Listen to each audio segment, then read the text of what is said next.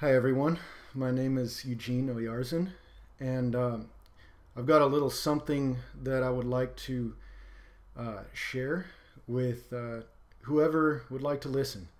And it's a little technique that I came up with during a time in my life when I was I was bit with a bug for a love for Renaissance music in high school, in my high school choir.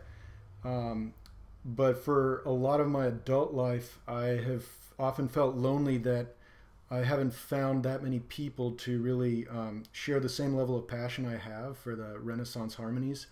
So uh, during a certain period of my life, as I was living in Oakland and walking around Lake Merritt to and from school, I uh, I thought, wouldn't it be cool if I could harmonize with myself?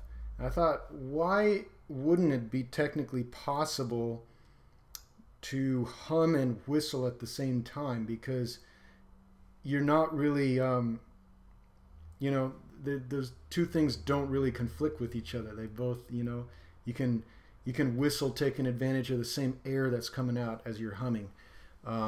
But I'd never heard of this done before, and I had no idea if it was possible.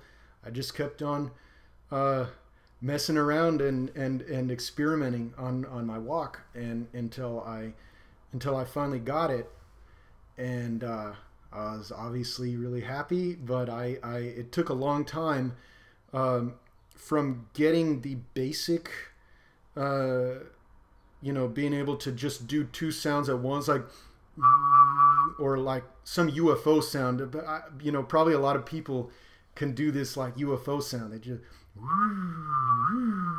or whatever, but it took a long time to go from there to actually getting control independently of the two voices. So I began by just, say holding the bass note, the hum note, while I vary the treble.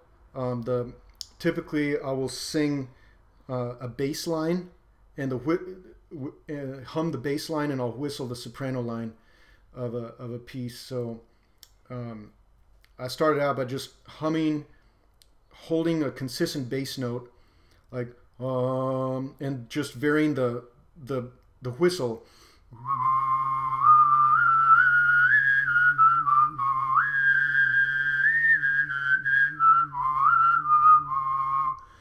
Right, and obviously it didn't sound that good the first time, but then I was taking music theory, so that's really helpful if you know some music theory, or even just have a decent intuitive sense of music, and you know your thirds and fifths and your different intervals. And so I would do that, and I would and then I would hold a whistle, the same whistle note, and try to vary the bass, which is a lot harder at first. So something like,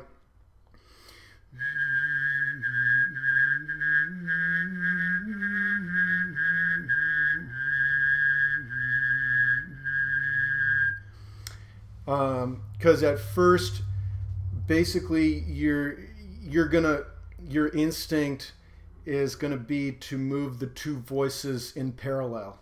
So obviously you can do that. I mean, that's not too difficult in the progression to, you know, just hum and whistle the same note, and go like that, just in total unison or parallel.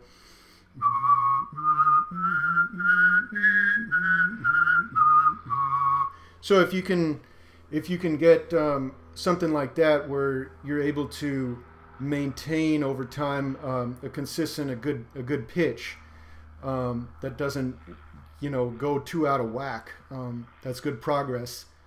And I've also got this book called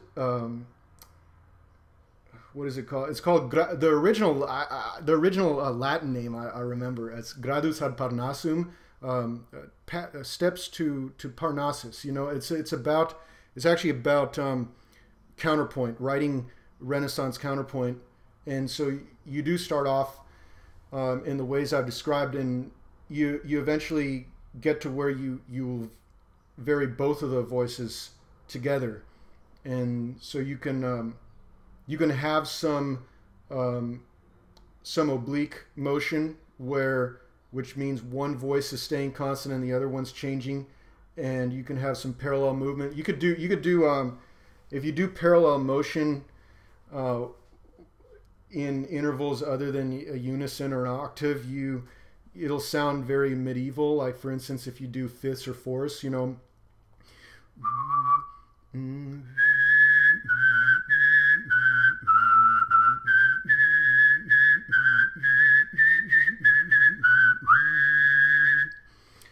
And so with Renaissance style harmonies, it's, you know, they started emphasizing more the thirds and sixths, the stuff we consider pretty, and so what you begin to do is, just like you would do in any music theory class, is to go from that oblique motion to parallel motion and start putting them together. And you've got the contrary.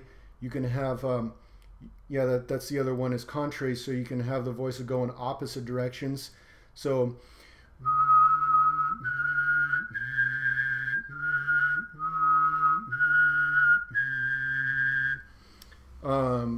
so the intervals are widening or getting more narrow, and eventually you put them all together. You know, it takes a lot longer than, you know, a few minutes. Obviously it will take, you know, just like learning any instrument, it'll probably realistically take months, you know, to get decent at. So you know, you eventually get to the point where you can just improvise in that style, or whatever style you like. So, you know,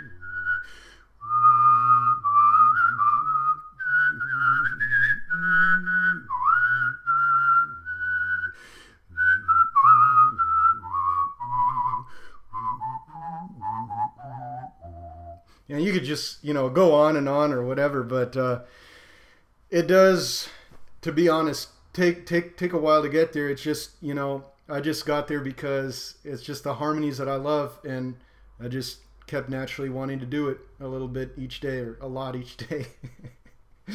So that's pretty much what goes into it. So I hope you have gotten something out of it, whether it's find it amusing or enjoyable or whatever, you know. It's all good. Thank you for watching.